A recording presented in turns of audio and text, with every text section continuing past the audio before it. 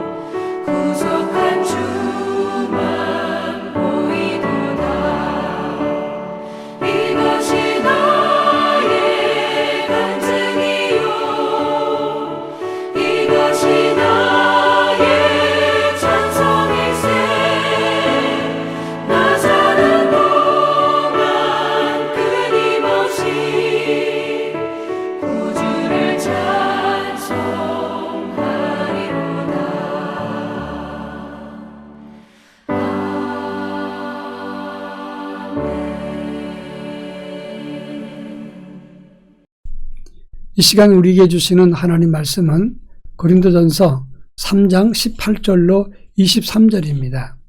고린도전서 3장 18절로 23절 말씀을 한 절씩 봉독합니다. 제가 전체를 읽겠습니다. 아무도 자신을 속이지 말라. 너희 중에 누구든지 이 세상에서 지혜 있는 줄로 생각하거든 어리석은 자가 되라. 그리하여야 지혜로운 자가 되리라. 이 세상 지혜는 하나님께 어리석은 것이니 기록된 바 하나님은 지혜 있는 자들로 하여금 자기 꾀에 빠지게 하시느니라 하였고 또 주께서 지혜 있는 자들의 생각을 헛것으로 아신다 하셨느니라. 그런즉 누구든지 사람을 자랑하지 말라. 만물이 다 너희 것임이라. 바울이나 아볼로나 게바나 세계나 생명이나 사망이나 지금 것이나 장래의 것이나 다 너희 것이요 너희는 그리스도의 것이요 그리스도는 하나님의 것이니라. 아멘. 어제 우리가 10분 말씀 묵상 시간에 하나님의 지혜와 구원의 비밀을 사람의 지혜로는 깨달을 수 없다 하는 말씀을 드렸습니다. 사실 구원의 진리는 오묘한 것이고 하나님의 섭리는 더더욱 감춰져 있는 하나님의 비밀입니다. 그런데 이 모든 하나님의 섭리를 인간의 지혜로 이해한다는 것은 있을 수가 없는 것입니다. 이 말은 바꿔 말하면 우리가 신앙생활을 할 때 사람의 지혜나 인간적인 생각으로 우리의 신앙을 만들어가면 안 된다는 것을 말하는 것입니다. 오늘 본문의 말씀은 고린도 교회 안에 파당 문제를 이야기하다가 나와 있는 말씀입니다. 그 당시 바울은 고린도 교회를 세웠습니다. 고린도 교인들은 교회를 세웠던 바울 중심으로 가야 된다 주장하는 사람이 있었고, 바울이 떠난 다음에는 새로운 목회자였던 아볼로를 중심으로 모여야 된다 생각하는 사람이 있었습니다. 그러자 제3의 사람들이 나타났는데, 이것은 교회의 머리는 그리스도, 그리고 그것을 위임한 것은 베드로니 게바 중심이 되어야 된다, 베드로 중심을 주장하는 사람이 있었습니다. 그리고 많은 사람들 가운데 또 이도저도 아닌 우린 예수 중심이어야 된다 이렇게 주장하는 사람들이 있었습니다. 자연적으로 이 네 사람들은 분파를 만들어서 서로 갈등했습니다. 지금 바울은 그것을 지적하면서 너희가 이렇게 함으로써 교회 안에서 지혜롭다고 생각하느냐 이렇게 지적을 했습니다. 때때로 노예나 총회에 가보면 지역을 중심으로 결집된 목사님들과 장로님들이 많이 있습니다. 동부지역, 서부지역, 중부지역, 수도권, 강남, 강북 이렇게 연대하면서 이래야 우리가 지혜롭다고 생각하는 사람들이 있다는 것입니다. 그렇지 않습니다. 하나님의 지혜와 사람의 지혜는 다른 것입니다.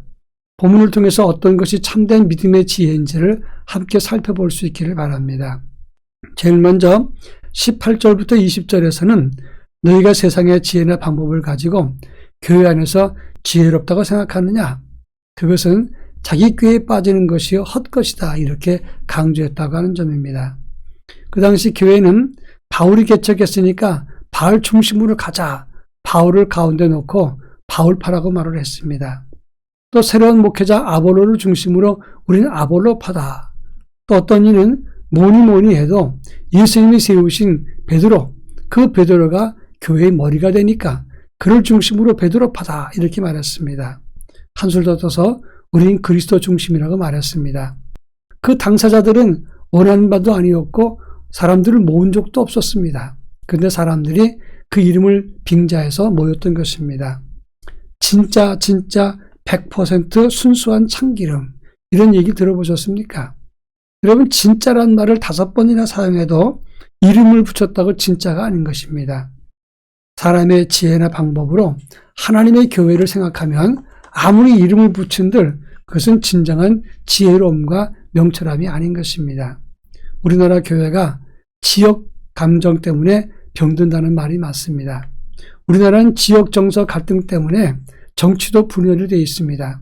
그런데 이것이 교회 안에도 들어와서 지역 사람들끼리 유유상종하는 경우가 많습니다.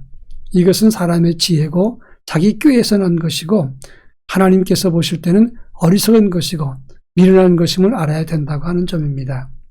오늘 21절에서는 사람을 자랑하지 말라 이렇게 말했습니다. 사도 바울은 이 문제를 가장 심각하게 생각한 분 중에 한 분입니다.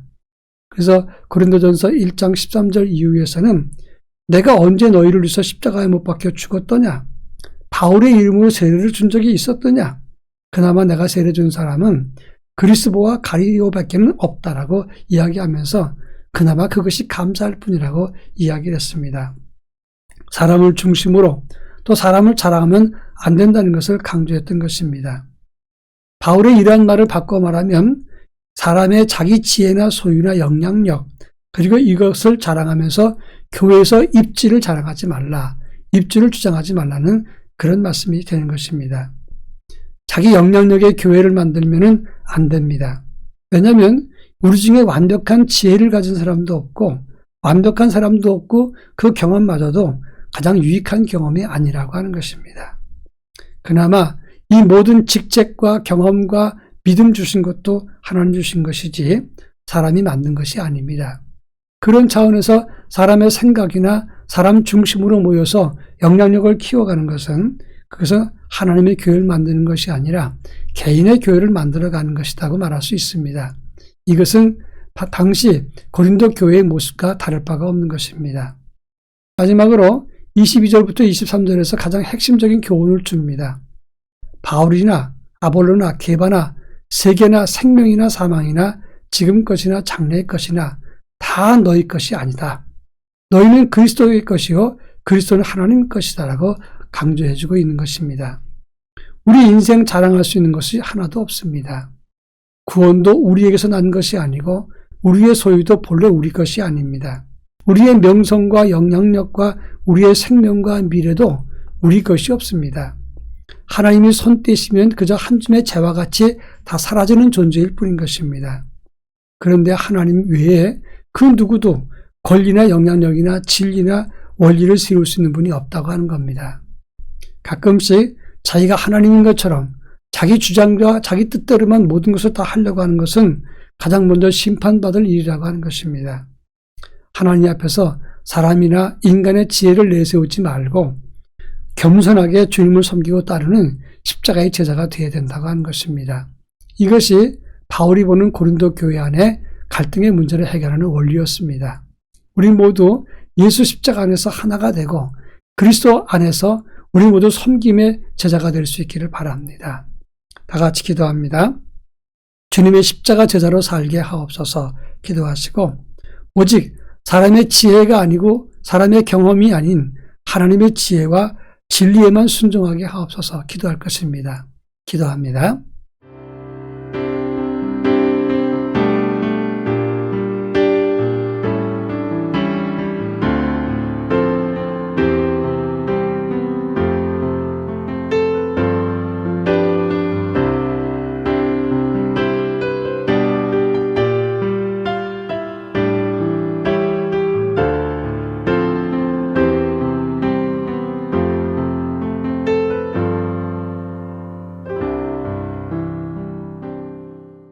사랑 많으신 하나님 아버지, 오직 십자가의 진리에만 순종하게 하시고 오직 주님의 말씀과 성령에 무릎 꿇을 수 있도록 은혜를 덧입혀 주옵소서. 사람의 지혜나 또 사람의 경험이 아닌 하나님의 지혜와 믿음 안에서 우리 모두가 하나 되어 하나님께 영광을 돌리는 참 제자의 삶을 살게 하옵소서. 예수님의 이름으로 기도합니다. 아멘.